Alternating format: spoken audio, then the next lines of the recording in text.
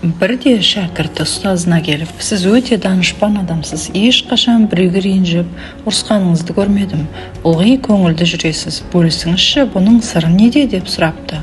Ұстаз келісімін беріп, бір түйір картоп пен бір қап әкелуін сұрапты.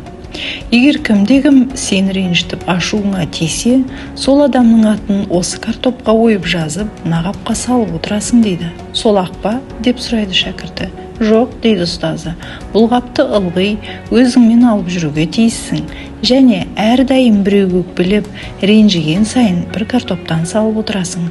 Шәкірті келісіпті. Арада біраз уақыт өтіпті.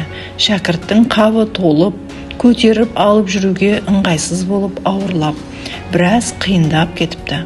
Оның үстіне алғашқы салған картоптар бүлініп, көгеріп, сасық иісі шыға бастапты. Шәкірт ұстазына келіп былай депті: мұны енді бұдан былай көтеріп жүру мүмкін емес. Біріншіден қап ауыр, екіншіден картоп бүлініп кетті. Басқа жолы жоқ па депті. Сонда ұстазы былай деп жауап берген екен: сенің жан дүниеңде де тура осы жағдай болып жатыр. Сен біреуге өкпелеп ренжіген сайын жан дүниеңде ауыр тас пайда болады. Сен оны бірден байқамайсың. Одан тастар көбейе береді, көбейген сайын ауырлай береді. Әрекеттерің әдетке, әдеттерің сасық, әрі нашар мінезге айналады.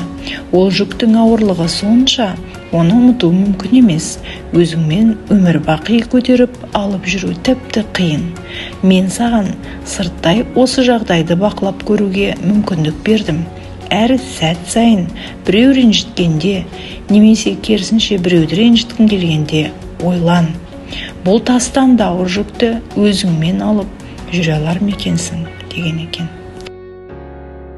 Тәмсілді қазақ тіліне аударып өңдеген осы каналдың авторы Шолпан Кенжеева. Канал пайдалы психология деп аталады. Егер де бізге тіркелмеген болсаңыз, тіркеліп және қоңыраушаны баса кетіңіз. Көріскенше күн жақсы болсын.